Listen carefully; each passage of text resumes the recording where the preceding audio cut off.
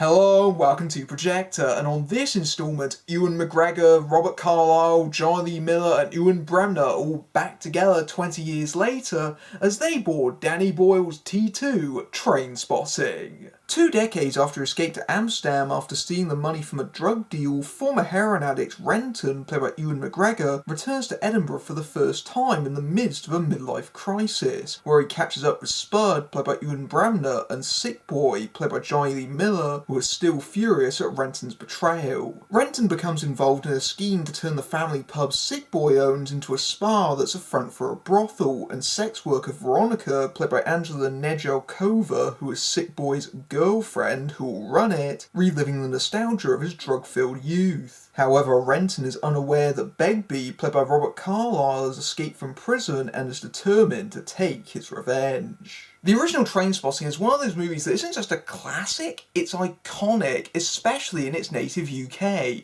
Obviously I didn't see the movie when it first came out, being 5 and all, but even at a young age I recognised its massive influence, from bedroom walls adorned with that white and orange roll call poster, to the fact that it was the very embodiment of cool Britannia, this very postmodern wave that was rushing across the country in the late 90s, and it reinvigorated the British film industry and very much changed the kinds of films that were being made, and certainly opened the door for a number of Irvine Welsh adaptations like The Acid House or Filth.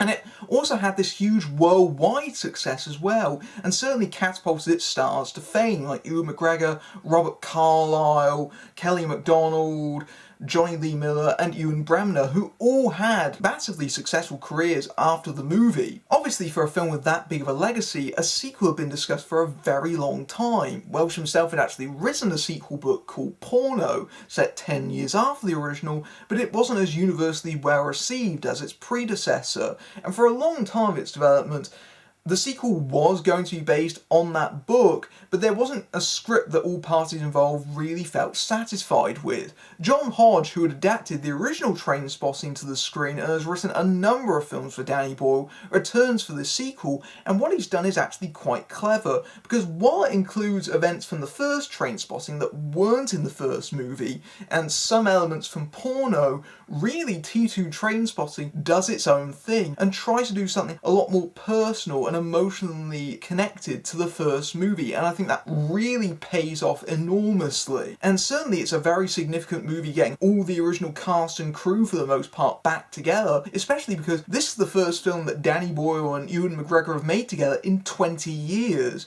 McGregor had appeared in Boyle's first 3 films, Shallow Grave, Trainspotting and A Life Less Ordinary.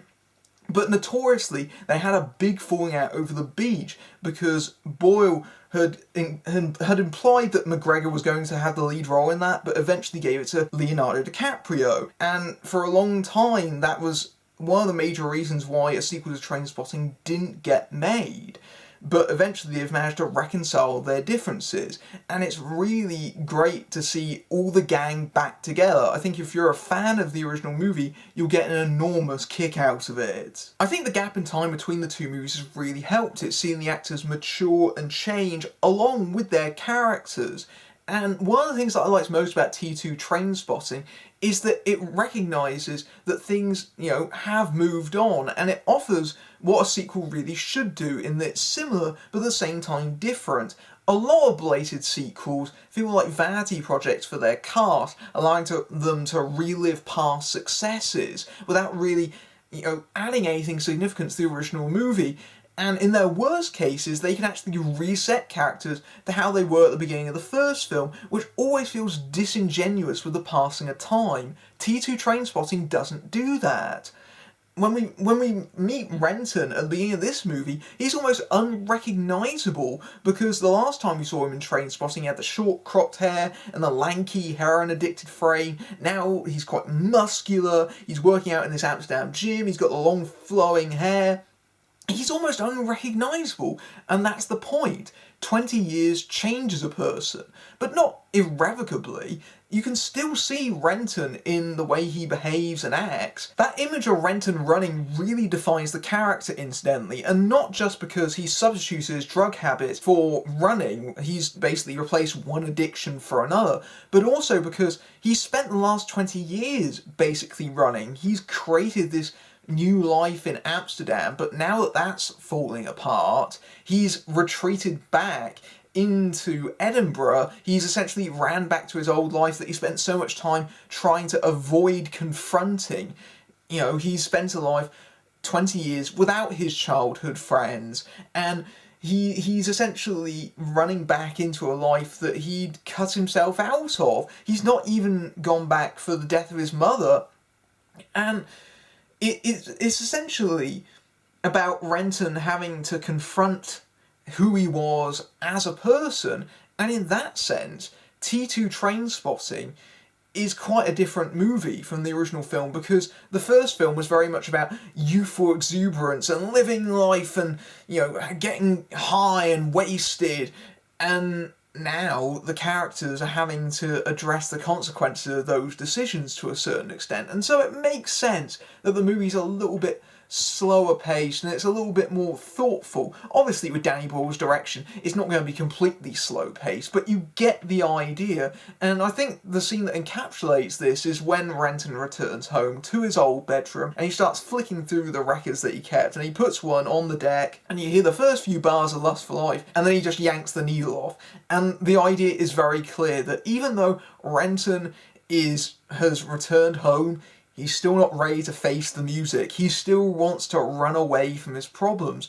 And T2 Trainspotting is very much about confronting them head on. So things that happened in the first movie, like the baby dying, or Tommy, they get brought up in this movie, and it feels, you know, they have weight and impact to them because we remember those events from the first movie and how shocking and devastating they were, and they still clearly have an impact on the characters, and that's good writing. The movie recognises that, you know, those things did happen. I was really glad when the movie opens with this flashback of the characters playing as children, and there's Tommy there, Tommy being the character played by Kevin McKidd from the original Trainspotting, who died.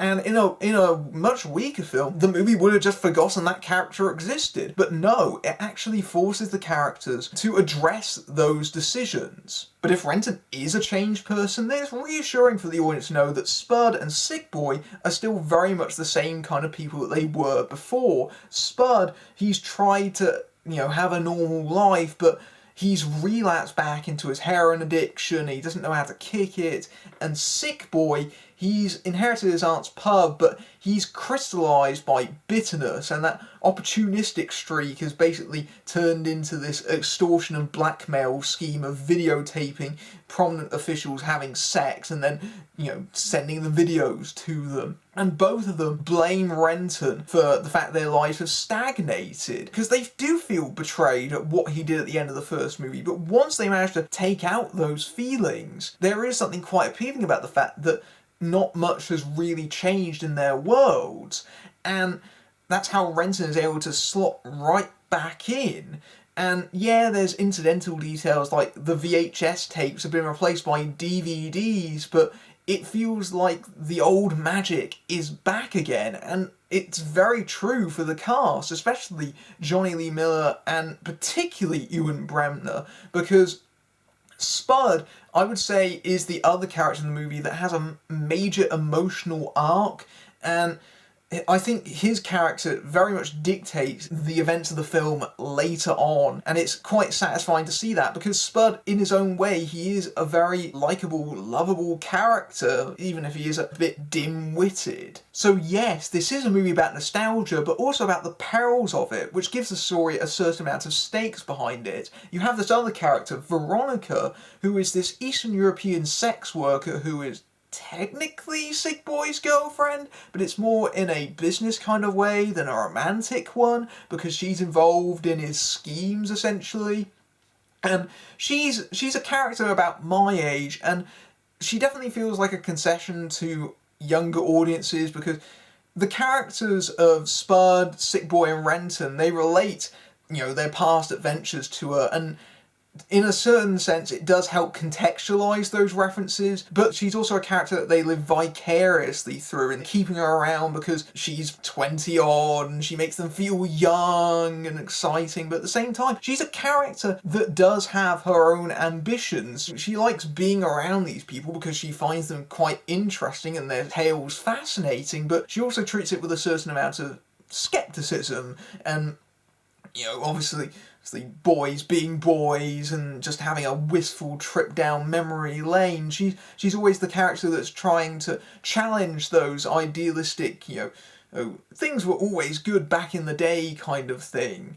And that character does feel necessary. It was a character that did surprise me because she's not very prominent in the marketing material, because obviously she's not a character from the first movie, but she's a pivotal part of the film, and her character, she provides a welcome amount of perspective for them. The real danger of reliving one's past is embodied by Begbie, played by Robert Carlyle, and he's just escaped from prison, and obviously he is dead set on trying to kill Renton for his betrayal once he discovers that he's back in the country. Carlyle is very much the harbinger of doom, essentially, for these characters, in that he's always on the periphery of the main storyline. He's this lurking shark, essentially, because he was this antagonistic, unstable character, but now in 20 years he's even more so. He's really legitimately threatening and dangerous. But at the same time, he still has his own quite satisfying storyline, because he connects back with his family, including a son that he's hardly seen, who's going off to college to get his degree, working in hotels. But Begbie tries to force himself into the boy's life and tries to get him into the same world that he was. And there's something quite, there's a real kind of pathos about how that storyline plays out. And I think the real message of the movie is very much about recognising that the past is positive and we should embrace, where we've come from, but at the same time we shouldn't let it define us. And as the movie comes towards its close, that idea that things are starting to repeat themselves, that this idea of betrayal is swirling around, cycles need to be broken, changes have to be made. And when it comes to that, it does feel very cathartic. And it's a very canny choice, I think, by the filmmakers, in that the four main characters from the original Trainspotting never really share a scene until the climax of the movie. That peak nostalgia is essentially the real danger of the film. In a certain way, though, the movie does fall prey to its own nostalgia, because there are a lot of references to Trainspotting. If you haven't seen the original film or not seen it in a while, I would really recommend watching it before you go and see T2 Trainspotting, because it's so intimately tied with the first film that honestly, if you didn't see it without seeing the original, I'm not sure it would have quite the same emotional resonance, because a lot of it maybe wouldn't actually make sense to you. They do, reference explicitly the callbacks, they incorporate footage from the first film, and Boyle has stated that only about a minute of the original film is actually spliced into T2 Trainspotting, but it does feel like it's a bit more, because there's so many visual callbacks and references. Like, for example, there's a scene where Renton is in a nightclub and he goes into the gents and he walks past one of the cubicles and it's absolutely filthy, which is an obvious callback to that worst toilet in Scotland scene. It was one of those things where I just go, why was that even there? Yeah, it's a reference to the original film, but it doesn't add anything to that scene. It just says, hey, do you remember what Trainspotting was, and wasn't it great? Yeah, I know, I'm watching the sequel. You don't need to reference every iconic bit from the first movie. And that's not to say that there aren't bits that are reworked in this movie, and they actually do succeed. For example, the Choose Life scene that's been heavily sampled in the trailers, where Renton is speaking to Veronica and he just finds himself getting back in the rhythm of it as he describes it, that scene genuinely works because it feels like it's, very contemporary, it's very up to date, and it's very much commentating on the really aggravating and stupid things that are happening today,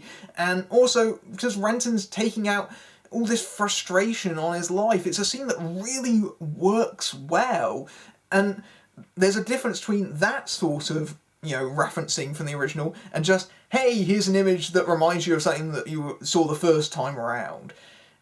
Most of the time T2 Trainspotting is on the right side of that, but sometimes it just feels like it's just referencing for the sake of doing that. The other thing that really has to be said is that this is actually a substantially longer movie than the first one. The first one was quite tight, it was very fast paced, very much a 90-minute movie, whereas T2 Trainspotting is a lot more of a shaggy dog story. Its storyline goes in a lot of different directions. It's why I'm having a little bit of trouble trying to condense it down, because there's so much going on in this movie. It does feel occasionally like it's a little bit overwhelming, because there were genuinely points in this movie where I wasn't quite sure where it was trying to lead me. It's not got quite the same straight line as something like Trainspotting did. But it really works well on an emotional level, because it does give time to all the individual characters.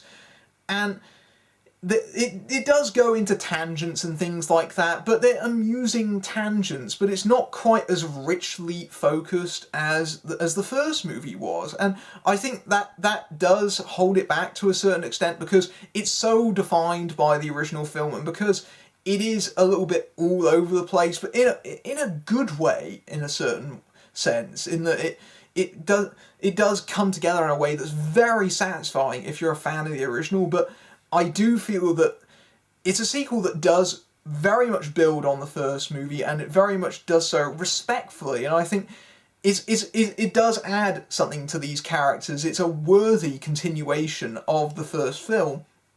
It's not quite the same classic that the original was, but that's a very, very tall order to ask for a sequel that's 21 years in the making.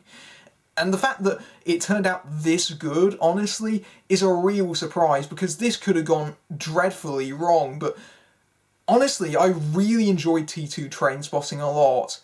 Choose it. T2 Trainspotting is a worthy follow-up to the original that may not quite be an era-defining classic like the first film was, but is still a great continuation of these characters. The gap in time between films has really enriched it, and while Danny Boyle's direction is kinetic as ever, the movie itself is much more melancholic and reflective, as benefits characters that are now in their 40s. The cast returns to their career-making parts, and it's like they've never left, all of them are at the top of their game, and fans of the original will find themselves connecting with the same potentially dangerous nostalgia Renton does. Even if it's a little too reliant on callbacks to the original, although some reworkings do succeed, and there's lots of story threads to keep track of across its 2-hour running time, it eventually comes together in a way that's cathartic, and this is a belated follow-up that really satisfies. You can support my reviews over at Patreon, but until next time, I'm Matthew Buck, fading out.